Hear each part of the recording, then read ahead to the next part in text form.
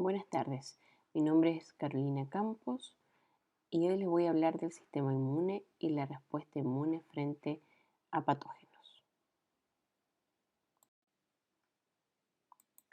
El sistema inmune, en una definición general, ha evolucionado para ser capaz de identificar lo propio y reconocer lo extraño. Nacemos con un cierto grado de inmunidad a la que conocemos como inmunidad innata y el resto lo adquirimos con el tiempo. La inmunidad innata es de por vida. No es específica, carece de memoria y no aumenta con la exposición.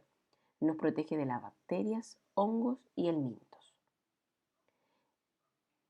La inmunidad innata se desarrolla dentro de las primeras horas de una infección y tiene tres componentes: las barreras físicas, el componente humoral, que son factores activos presentes en las secreciones, sangre y líquido cefalorraquídeo, y el componente celular, como son los neutrófilos, eosinófilos, mastocitos y células asesinas naturales.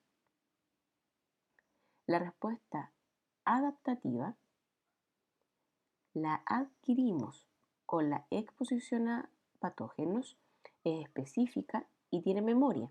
Su intensidad aumenta con la exposición sucesiva. Nos protege contra bacterias, incluidas las intracelulares, virus y protozoos. Sus componentes son los linfocitos B, T y los anticuerpos liberados.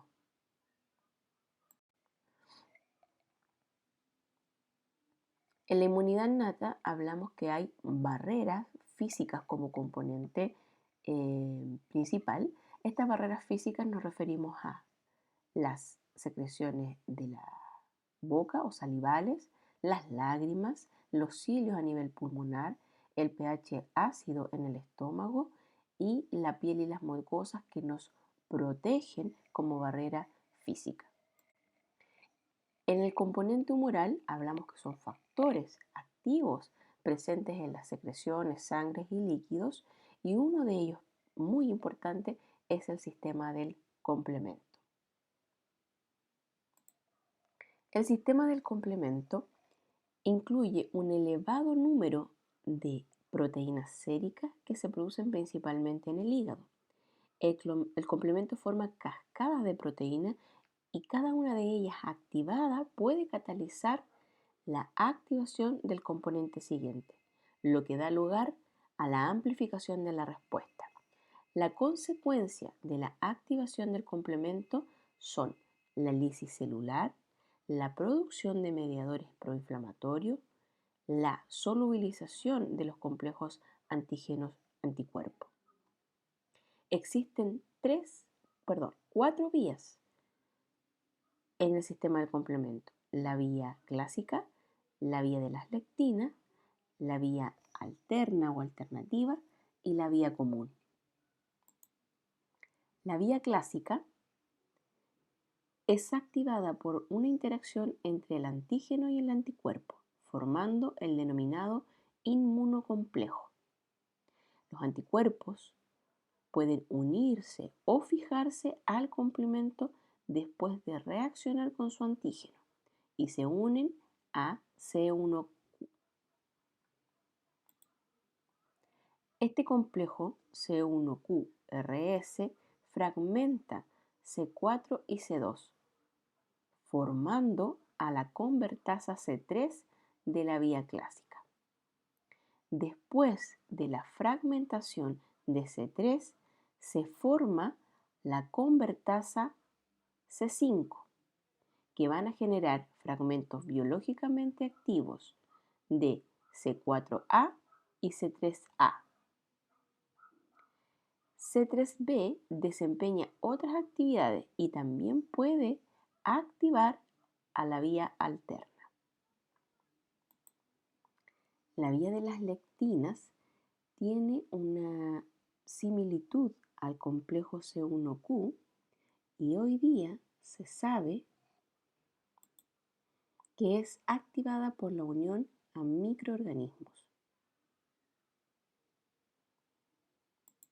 Al igual que C1Q, forma una estructura similar a un ramo de tulipanes que permite que las dos serinoproteasas se unan a los tallos. Además, esto activa las MASP, que continúan activando AC4 y continúan la vía clásica descrita anteriormente. La vía alterna depende de la disponibilidad de C3b, que genera fragmentos de C3 y entra también a la vía clásica. La vía común se le denomina a las convertasas C5 que generan C5b y C5a proinflamatorio. C5b67 se une a la membrana de la célula diana y con la adición de C8 y un polímero de C9 se forma el complejo de ataque a la membrana para, finalmente, provocar la lisis directa de la célula.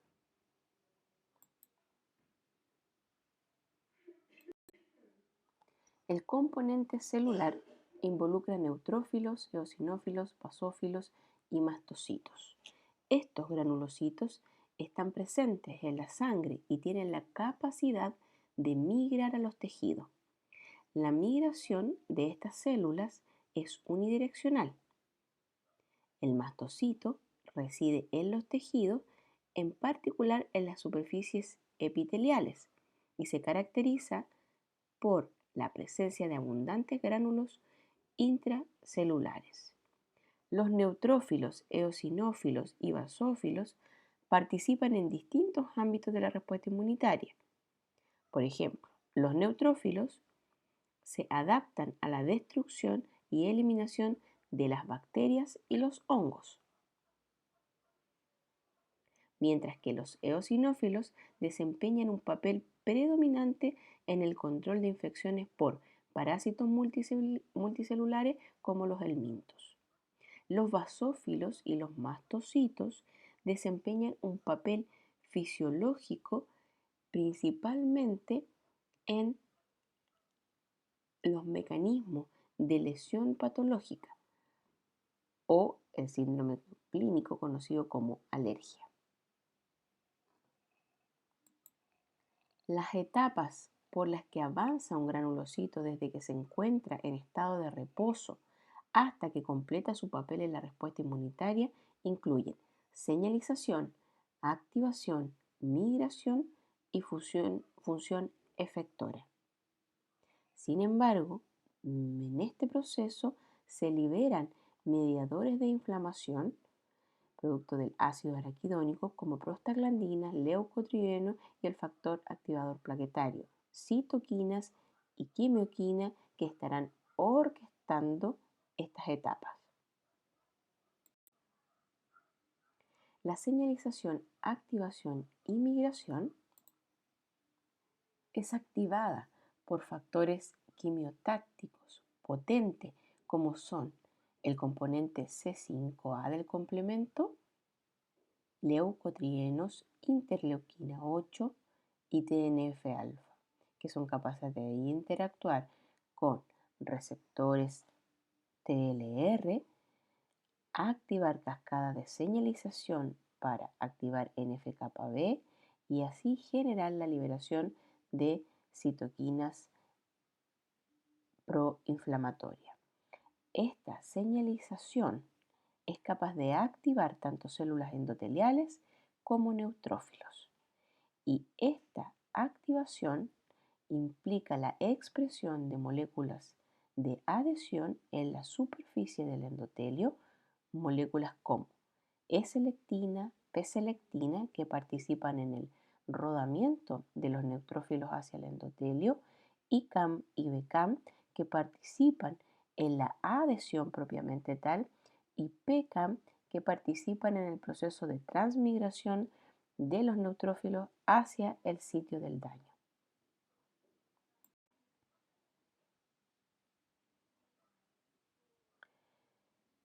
Cuando un factor quimiotáctico se fija en el polo de la célula, tiene lugar dos procesos. La liberación de gránulos para regular al alza los receptores de factores quimiotácticos en este polo, y de esta manera los neutrófilos extienden su membrana y citoplasma en prolongaciones conocidas como pseudópodos. Tras la extensión, el pseudópodo principal se ancla por sí mismo y el resto del citoplasma es alineado. Se extiende un nuevo pseudópodo y el proceso se repite. Los pseudópodos son ricos en microtúbulos, actina, miosina y proteína de unión a la actina, que los transforma en una estructura de redes. Sin embargo, la capacidad para ingerir y destruir microorganismos es un componente clave.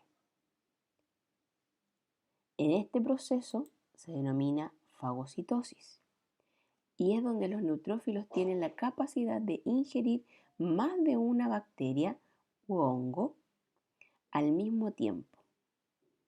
Cuando hay un proceso infeccioso, participan un elevado número de fagocitos. La bacteria opsonizada se une al neutrófilo. La bacteria es fagocitada en el interior de un fagosoma con el que se fusionan los gránulos y liberan su contenido. La opsonización ocurre cuando las opsoninas recubren los microorganismos y aumentan la capacidad de los neutrófilos para fagocitarlos. Finalmente, la etapa crucial, que es la destrucción del agente patógeno, ocurre por mecanismos tanto dependientes de oxígeno como independientes de oxígeno, que son las lisosimas y la catepsina. Sin embargo, los mecanismos dependientes de oxígeno es lo que conocemos como estallido respiratorio, generando ácido superóxido, peróxido de hidrógeno, oxígeno simple, radicales hidroxilo que van a generar el ambiente o el sistema microbicida. La inmunidad adquirida la podemos clasificar como inmunidad adquirida activa, que es una respuesta específica a patógeno o antígeno, generando activación celular y producción de anticuerpos. Y esta puede ser natural o artificial. La natural es gatillada por procesos infecciosos y la artificial es gatillada por la vacunación. Y la inmunidad adquirida pasiva es el paso de anticuerpos, ya sea de natural o artificial, sin una activación inmunológica. Natural, por ejemplo, es el paso de anticuerpos de la madre hacia el feto y luego de la madre al recién nacido a través de la leche. Y artificial es la inoculación de sueros ricos en inmunoglobulinas o anticuerpos. En la respuesta inmune adquirida, podemos decir que parte una vez que la célula presentadora de antígeno ha madurado y es capaz de interactuar con los linfocitos T vírgenes a través del complejo de histocompatibilidad de tipo 2 para los linfocitos CD4 positivo o a través del complejo de histocompatibilidad de clase 1 para los linfocitos vírgenes CD8 positivo, con la participación de moléculas coestimuladoras. Los linfocitos T, a su vez, pueden diferenciarse de acuerdo a la participación de diferentes interleuquinas. Pueden diferenciarse a linfocitos T helper 2, linfocitos T helper 17 o diferenciarse a linfocitos T helper que pueden interactuar con células B vírgenes. Células B vírgenes que pueden diferenciarse, células plasmáticas y finalmente generar anticuerpos e inmunoglobulina o células B vírgenes que pueden diferenciarse a células B de memoria. Hasta este momento hemos analizado los tipos de respuesta que se pueden generar en un organismo.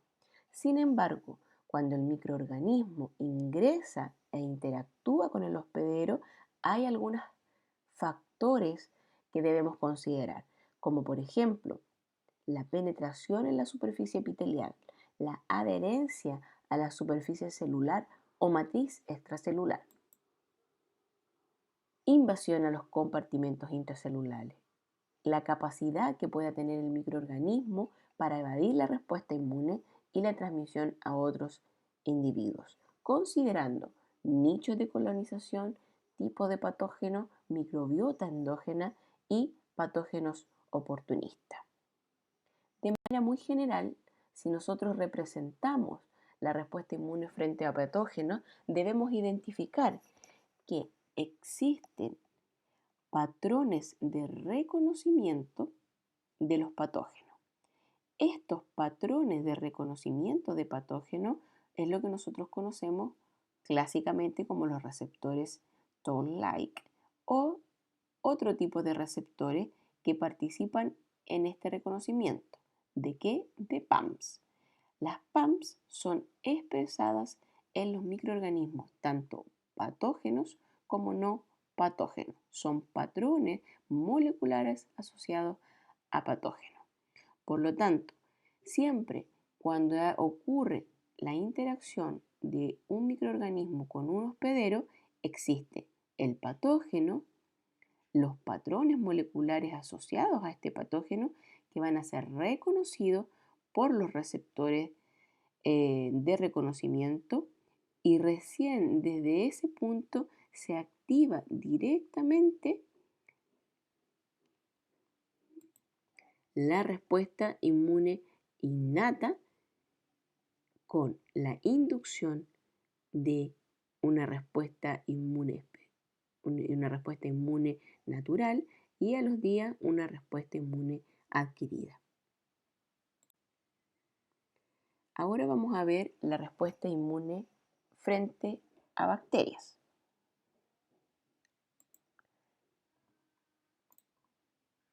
Cuando ocurre la entrada de las bacterias, estas son capaces de proliferar.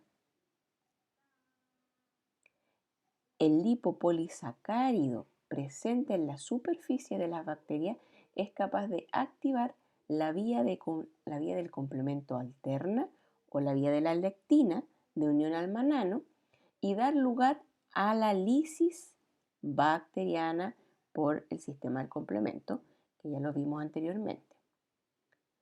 Otros activadores del complemento pueden actuar en este estadio, como por ejemplo la proteína C reactiva, que se une también a los polisacáridos de las bacterias.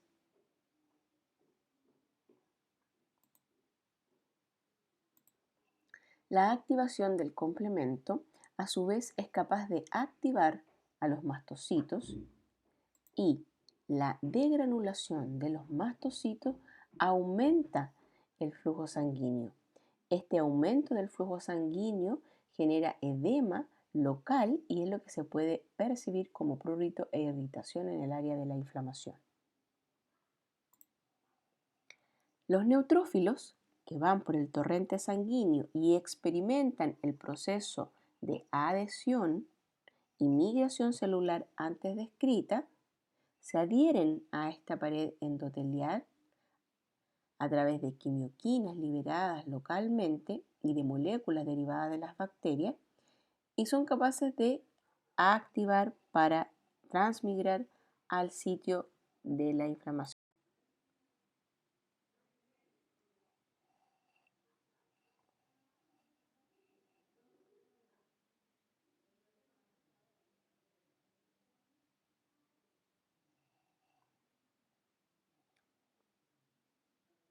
Los quimiotractantes más potentes en este proceso son principalmente productos bacterianos, fragmentos del complemento de C5A quimioquinas como interleuquina 8 y quimioquina 8, que son los que atraen a los neutrófilos hacia el lugar de la infección. Las bacterias opsonizadas son rápidamente fagocitadas y destruidas por los neutrófilos. Sin embargo, las células dendríticas fagocitan e internalizan las bacterias y son activadas a través de receptores de reconocimiento, como por ejemplo los receptores TOL, y eso es la señal de activación para que la célula dendrítica comience a migrar hacia los vasos sanguíneos. Cuando la célula dendrítica llega a los vasos sanguíneos, a los vasos linfáticos, los antígenos bacterianos son procesados y presentados en los ganglios linfáticos locales.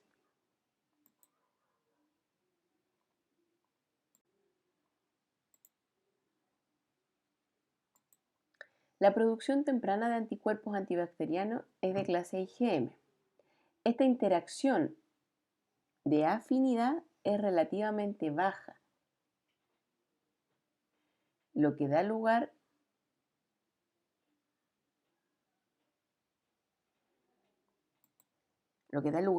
a una intensificación de los sitios de adhesión para mayor eficiencia de la unión. La IgM es un activador muy potente del complemento y una opsonina. Por lo tanto, las bacterias opsonizadas son ingeridas por los fagocitos, por fagocitosis y lisadas por el complemento. Tras la resolución de la infección bacteriana, se ponen en marcha mecanismos protectores para encuentro futuro mediante el depósito de linfocitos de memoria y la producción de anticuerpos. En la resolución de una infección, los residuos bacterianos son eliminados por los neutrófilos locales o por anticuerpos como inmunocomplejos solubles. Ahora veremos la respuesta inmune frente a virus. El virus infecta las células epiteliales y se replica en ellas. El efecto de la infección viral intracelular es la activación de los genes de citoquinas y de receptores de esta, particularmente interferón tipo 1 como interferón alfa. Por lo tanto, interferón es una citoquina clave en la respuesta inmune a virus. La secreción de interferón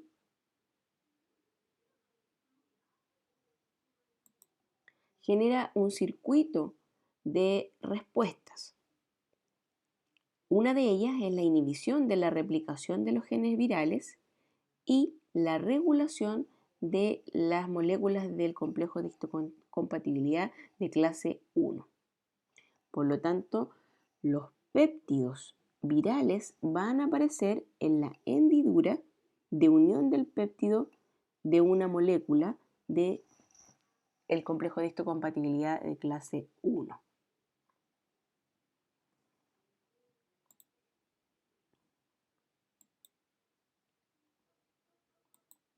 Por otro lado,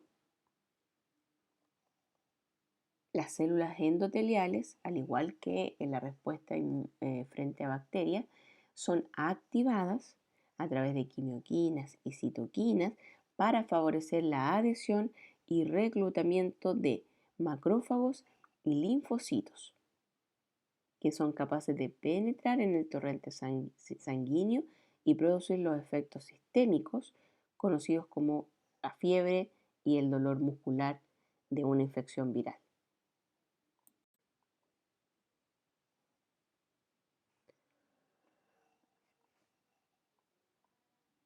Una vez que la célula presentadora de antígeno llega efectivamente al ganglio linfático, es capaz de desplazarse hasta el centro germinal y la inflamación local provocada va a generar que aumenten las moléculas de adhesión en las venas del endotelio del ganglio linfático.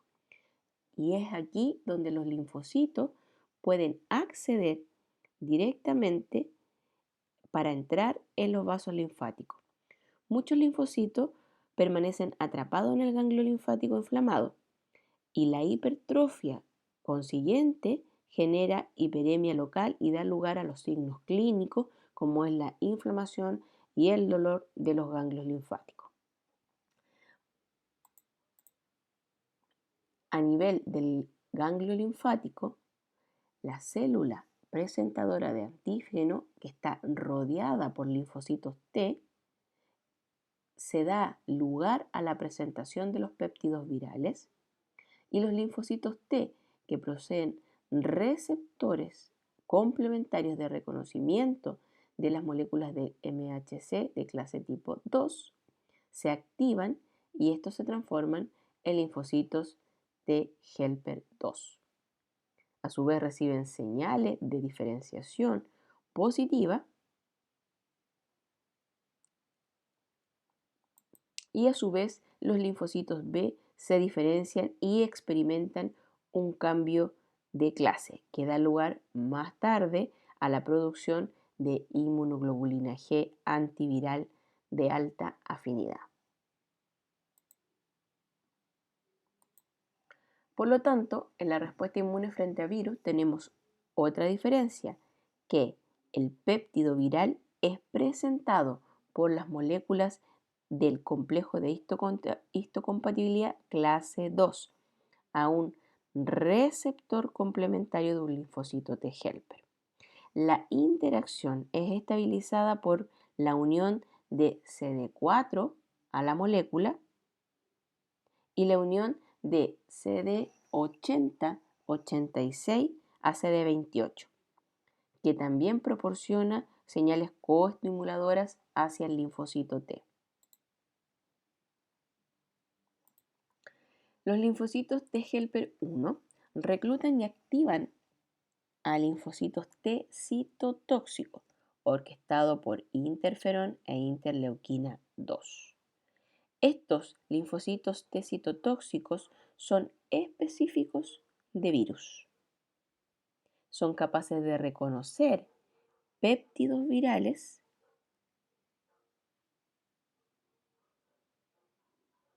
presentados de forma cruzada por las células dendríticas.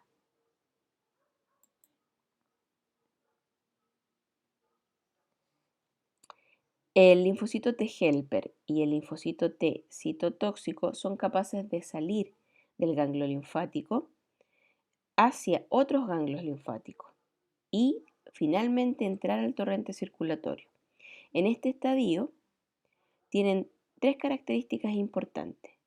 Primero, es que ya tienen receptores específicos para virus, tienen una sobreexpresión de las moléculas de adhesión que les permiten migrar a través de los tejidos inflamados y además la capacidad de producir citoquinas.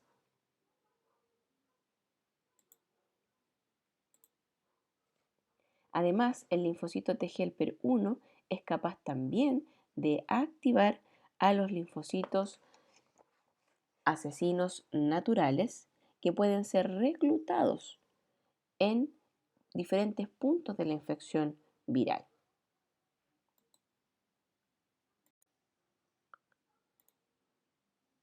Los linfocitos T citotóxicos activados destruyen las células infectadas por los virus. Y en este momento, tanto los linfocitos T helper 1 y T helper 2 locales son capaces de organizar la respuesta inmunitaria antiviral local.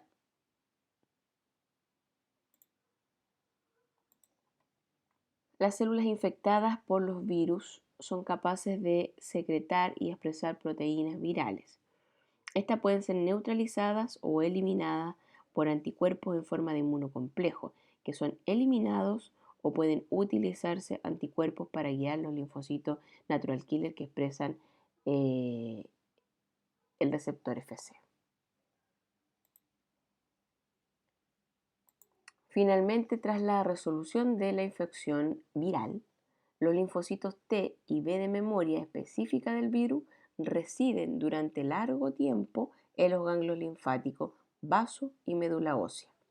Y las células plasmáticas son las que garantizan la circulación a largo plazo de los anticuerpos protectores que neutralizan los virus. Muchas gracias.